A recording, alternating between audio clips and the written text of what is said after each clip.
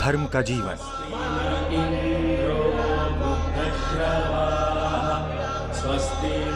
संस्कृत, वेद और पुराणों का ज्ञान।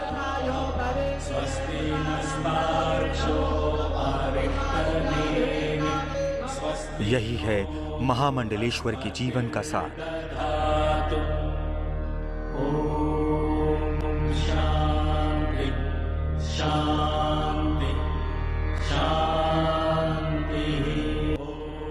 धर्मनगरी में निरंजनी अखाड़े का पूरा संसार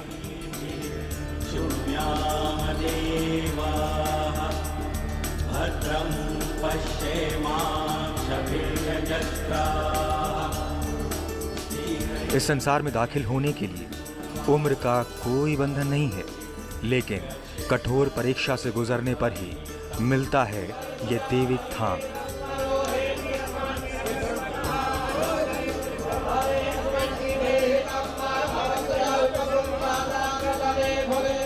इस श्री पंचायती अखाड़ा निरंजनी में आचार्य महामंडलेश्वर कैलाशानंद गिरी भी शामिल हो गए हैं। महामंडलेश्वर के रूप में पट्टाभिषेक हुआ है। आज इसी संन्यास दीक्षा कहानी पर हम दिखाएंगे और बताएंगे कि सनातन परंपराओं में ये कब से और क्यों शुरू हुआ।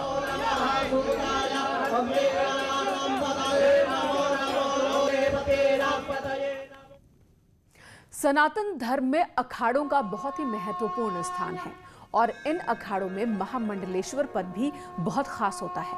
ऐसा व्यक्ति जो विद्वान होता है उसे ही महामंडलेश्वर की उपाधि मिलती है और महामंडलेश्वर बनने के बाद वो सन्यासी विद्वानों के समूह का नेतृत्व करता है। महामंडलेश्वर बनाने की प्रक्रिया ज्यादातर कुंभ या फिर अर्धकुंभ मेले के दौरान की जाती है। इस बार हरिद्वार में कुंभ है और इस दौरान निरंजनी अखाड़े ने कैलाशानंद गिरी का आचार्य महामंडलेश्वर के रूप में पट्टाभिषेक किया है।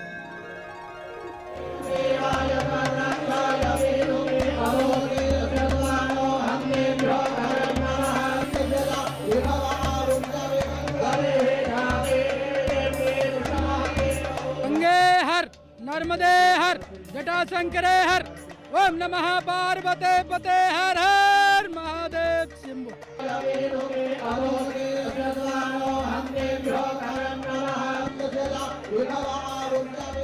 ये आचार्य महामंडलेश्वर का पद है और संन्यास परंपराओं में सर्वोच्च पद है। संन्यास परंपरा का यह जो स्थान है, मुझे लगता है यह भारतीय परंपराओं का सर्वोच्च स्थान है। पूज्य नरेंद्र गिरी जी महाराज और श्री पंचायती अखाड़ा निरंजनी ने यह पद मुझे दिया है। भारत के इतिहास में पहली बार मेरी उम्र का कोई इस पद पर आया है। उम्र कम लेकिन सनातन परंपरा की बड़ी जिम्मेदारी। महामंडलेश्वर कैलाशानंद गिरी ने वैराग्य और संन्यास के रास्ते पर चलकर सनातन धर्म का प्रचार करने का बीड़ा उठाया है।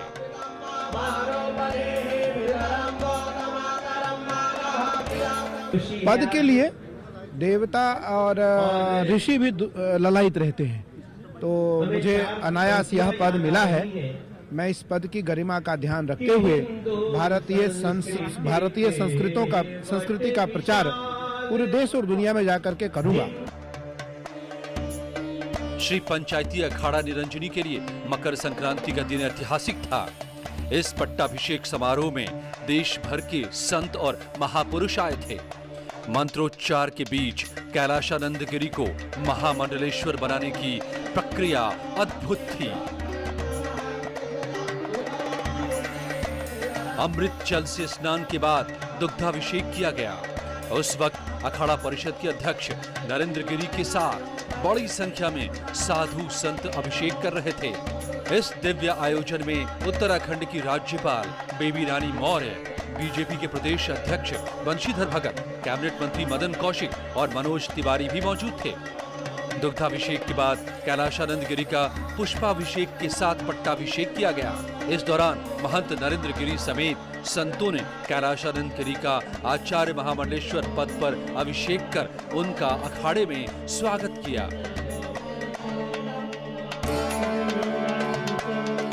सभी संतों से प्रार्थना करता हूँ, सभी संतों से निवेदन करता हूँ कि मुझे आशीर्वाद दें, आशीष दें, जिससे कि मैं आगे कार्य कर सकूं और अपने संस्कृति को कायम रख सकूं। संन्यास दीक्षा लेने के साथ ही कैलाशानंद पहले ब्रह्मचारी और अब सन्यासी बन गए हैं। अब लोग उन्हें कैलाशानंद ब्रह्मचारी नहीं, आचार्य महामंडलेश्वर कैलाशानंद गिरी के नाम से पुकारेंगे।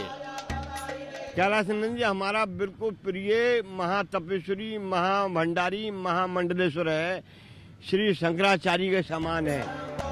संतों का कहना है कि आचार्य महामंडलेश्वर स्वामी कैलाशानंद गिरी भारतीय संस्कृति और सनातन धर्म की पताका को देश दुनिया में फहराएंगे। तो वहीं राज्यपाल बेबी रानी मौर्य ने शुभकामनाएं भी दी। कैलाशानंद जी महामंडलेश्वर बने हैं, उनके ऊपर माँ काली की कृपा है और हम सबको उनसे ये अपेक्षा होनी चाहिए कि माँ की कृपा वो पूरे उत्तराखंड के पूरे देश पे बरसाते रहें और हमारा ये भारत एकदम सुकून से, शांति से, अच्छे से रहें। इसके साथ साथ यहाँ पर वैभव हो, शांति हो, लक्ष्मी हो और उन्नति हो, प्रगति हो, हरियाली हो, सब कुछ होना चाहिए। भद्रं कर्णेभिः शृणुयाम देवाः, भद्रं पश्येमाक्षभिर्यजत्राः। महामंडलेश्वर कैलाशानंद गिरी को आचार्य महामंडलेश्वर बनाया गया है। इसके बाद जिम्मेदारियां और बढ़ गई हैं। आखिर एक आचार्य महामंडलेश्वर का दायित्व क्या होता है? इस पद पर बैठा सन्यासी सनातन धर्म को कैसे आगे बढ़ाता है? समझने की कोशिश कीजिए इस रिपोर्ट में।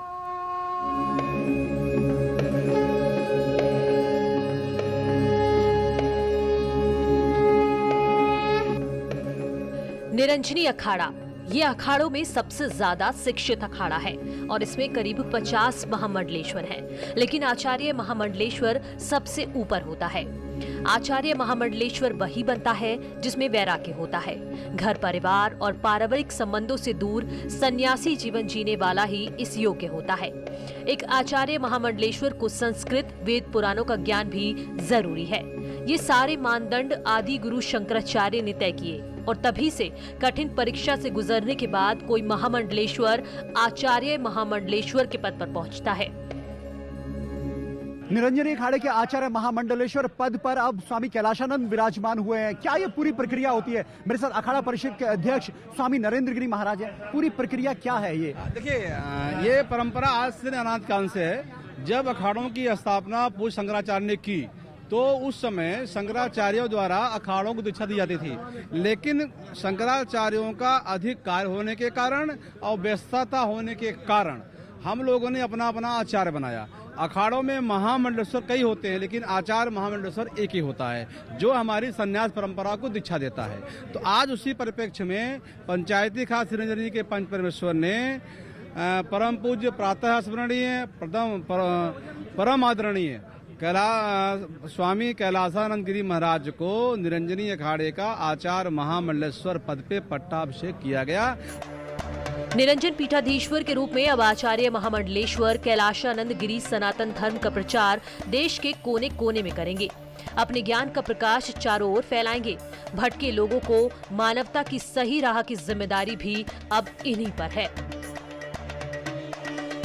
पद ग्रहण करना बहुत प्रसन्नता का विषय है, लेकिन पद पे बन करके पूरी दुनिया में अपनी बात को ले जाना ये बड़ी बात है। मुझे इस बात को कैसे निभाना है वो मुझे आपके साथ बैठ करके कार्य करना है, क्योंकि आप के माध्यम से यह परंपरा पूरी दुनिया में, पूरी घर द्वार में जा सकती है। तो मैं चाहूँगा मेरा प्रयास रहेगा कि मैं कैसे परंपरा का निर्वहन उत्तम तरीके से कर सकूं। मैं उसमें कहीं भी तिल मात्र भी कोताही नहीं बरतूंगा। कैलाशानंद गिरी अपने अखाड़ों में सबसे युवा आचार्य महामंडलेश्वर हैं। इसीलिए इनके सामने कई चुनौतियां होंगी। उन्होंने न्यूज़ 18 से बताया कि संतों की राय लेकर आगे के रास्ते तय करेंगे। अखाड़े के सभी महात्मा हमसे वरिष्ठ हैं। आज के बाद मैं उनका गुरु रहूंगा और मुझे लगता है कि मुझे उनका कैसे नेतृत्व करना है, उसके लिए मुझे उनके साथ बैठ करके, उनके साथ समावेश करके केवल निरंजनी नहीं, हम 13 के 13 अखाड़ों के साथ भारतीय संस्कृति के साथ समावेश करेंगे। अपितु निरंजनी हमारा अखाड़ा है। निरंजनी अखाड़े के सभी महात्माओं के साथ बैठ करके मैं दर्शन शास्त्र की परंपरा, न्याय की परंपरा, वेद और वेदांत की परंपरा को लेकर के कैसे मैं संस्कृति को स्थापित कर सकूं और मेरा जो भारत का युवा पीढ़ी है वो कैसे मजबूत बन सके, कैसे उनकी जो बुरी आदतें हैं वो छूट सके, कैसे जो उनके उत्तम श्रेष्ठ कार्य हैं वो हो सके, मैं उसको लेकर के निसंदेह कार्य करूंगा। मैं उसमें कभी चूकूंगा नहीं, कभी रुकूंगा नहीं।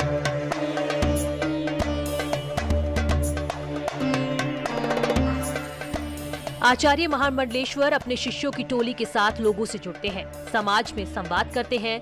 बिना आर्थिक लाभ मिले धर्म के लिए समर्पित रहना होता है। कुंभ के शाही स्नान में महामंडलेश्वर रथ पर सवार होकर निकलते हैं और ऐसे पीठाधीश्वर के लिए कुंभ में वीआईपी व्यवस्था भी रहती है। लेकिन अखाड़ों को भी अपनी तैयारी करनी होती है। हरिद्वार में कुंभ सामने है, ऐसे में कैलाशानंद गिरी के सामने बड़ी जिम्मेदारी है।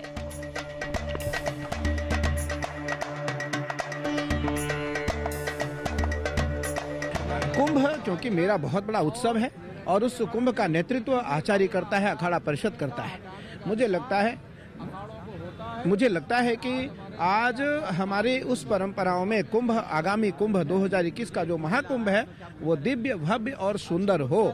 उसको लेकर के हम कैसे कुंभ को लेकर के कार्य करेंगे। मुझे लगता है उस कुंभ की परिपक्षता में हम खरे उतरेंगे और हम कुंभ को उत्तम तरीके से कराने का प्रयास करेंगे। आपको एक बार फिर से हार्दिक शुभकामनाएं। जी, आपकी पूरी टीम को, दीपांकर बाबू, आपकी पूरी टीम को पुनः बहुत बहुत साधुवाद। तो ये थे स्वामी कैलाशानंद गिरी महाराज और अखाड़ा जो निरंजनी है उसके आचार्य महामंडलेश्वर बने हैं और उनका कहना है कि सभी संतों को यही संदेश है कि सनातन परंपरा को आगे बढ़ाएं, एक निश्चित तौर पर आगे बढ़ें और व्यवस्थाओं के साथ आगे बढ़ें। यही उनकी एक प्राथमिकता रहेगी। कैमरा से भरत शर्मा के साथ दीपांकर भट्ट, न्यूज़ 18 हरिद्वार। बात जब अखाड़ों की होती है तो सबसे बड़ा सवाल ये होता है कि आखिर इनकी जरूरत क्या? कोई नौजवान नागा साधु क्यों बनता है? आखिर इस पूरी परंपरा का रहस्य क्या है? तो देखिए ये रिपोर्ट। युद्ध कला में माहिर नागा साधु, कठोर अनुशासन में धर्म की रक्षा करने वाले। कहते हैं जब ये कुंभ के मेले में हो तो इनसे दूरी बनाकर रहना चाहिए और इनके क्रोध से बचना चाहिए। तमाम कहानियां नागा साधुओं के बारे में हैं। जब नागा साधुओं का जिक्र होता होगा आप सोचते होंगे कि आखिर कुंभ में आने वाले अखाड़ों में नागा साधु क्यों रहते हैं? अखाड़ों के अलावा इनका कोई संगठन क्यों नहीं है? नागा साधुओं और अखाड़ों के बनने के रहस्य को जानने के लिए आपको 8वीं सदी में चलना होगा। अखाड़ों की शुरुआत कब हुई इसका कोई प्रमाण नहीं है, लेकिन माना जाता है कि आज से 1200 साल पहले 8वीं सदी में आदि शंकराचार्य ने 4 पीठों की स्थापना की थी और तभी से नागा साधुओं का अखाड़ा अस्तित्व में आया। बताया जाता है कि जब बौद्ध धर्म धीरे धीरे देश दुनिया में अपनी पकड़ बनाता जा रहा था, उस वक्त हिंदू समाज में हजारों लोग ऐसे थे जो बुद्धिज्म की ओर रुख कर रहे थे। उस समय भगवान बुद्ध जो हमारे थे और उनके अनुयायियों का बहुत बड़ा वर्चस्व था इस पृथ्वी पे। तो फिर कुदरत हर चीज अपने आप करती है। जैसे अभी कोरोना किया है तो भगवान हमारे शंकराचार्य जी आए धरती पे, उन्होंने अपनी 32 वर्ष की आयु में भारतवर्ष में सनातन धर्म की पुनर्स्थापना किया। 606 ईस्वी में राजा बने हर्षवर्धन भी बौद्ध धर्म को मानने लगे थे। हर्षवर्धन के शासन के करीब 150 साल बाद धर्म की रक्षा के लिए आदि शंकराचार्य ने शास्त्र के साथ शस्त्र की जरूरत महसूस की। उस वक्त ईश्वर, धर्म और धर्म शास्त्रों को तर्क, शस्त्र और शास्त्र सभी तरह की चुनौतियों का सामना करना पड़ रहा था। ऐसे में आदि शंकराचार्य ने सनातन धर्म की स्थापना के लिए एक साथ देश के 4 कोनों में गोवर्धन पीठ, शारदा पीठ, द्वारिका पीठ और ज्योतिर्मठ पीठ का निर्माण किया। हमारे जो गिरि नामक 3 गिरि पर्वत सागर, इनको उत्तर की दिशा भगवान शंकराचार्य जी ने दिया था और दक्षिण की दिशा पुरी और सरस्वती जी को, और पूर्व की दिशा वन अरण्य को, और पश्चिम की दिशा पुरी पर्वत सागर, ऐसे चारों दिशाओं में भेज दिया अपने शिष्य धर्म के, सनातन धर्म की स्थापना के लिए। 32 वर्ष की आयु में वो अपना शरीर पूरा करने के कारण उन्होंने अपनी जो भी व्यवस्था थी आज भी वही चल रही है। आदि गुरु शंकराचार्य को उस वक्त ये लगने लगा था कि सामाजिक उथल पुथल के युग में सिर्फ आध्यात्मिक शक्ति से तात्कालिक चुनौतियों का सामना नहीं किया जा सकता। फिर उन्होंने नौजवान साधुओं को अखाड़ों में लड़ने, व्यायाम करने, हथियार चलाने की शिक्षा लेने के लिए प्रेरित किया। इसलिए ऐसे मठ बने जहां पर साधु कुश्ती, व्यायाम और हथियार चलाना सीखते हैं और ऐसे मठों को अक्षावट कहा जाने लगा, जो फिलहाल अखाड़ों के नाम से जाने जाते हैं। ऐसा देखो, अखाड़ा इसलिए कहा जाता है कि इसमें एक शस्त्र सेना है, एक शास्त्र सेना है। शास्त्र सेना जो है, जो विद्वानों की, जैसे आपने ये अनुसरण किया होगा कि हमारे आचार्य महामंडलेश्वर बनाए गए, तो ये हमारे विद्वानों की, ये शंकराचार्य जी की सेना है। एक नागा साधु होते हैं जो कुंभ में आपने शाही स्नान करते जाते हैं, वो नागा शस्त्र सेना है धर्म की।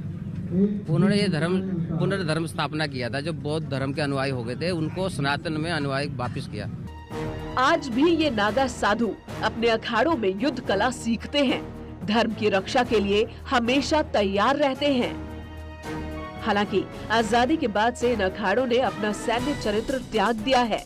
अब ये भारतीय संस्कृति और दर्शन के सनातनी मूल्यों का अध्ययन और अनुपालन करने के लिए साधु का जीवन जीते हैं। इस समय देश में 13 प्रमुख अखाड़े हैं जिनमें नागा साधु बनाने के लिए कठिन प्रक्रिया अपनाई जाती है। 6 साल की कठिन परिश्रम के बाद एक आम इंसान नागा साधु बनता है। नागा साधु सिर्फ लंगोट पहनता है।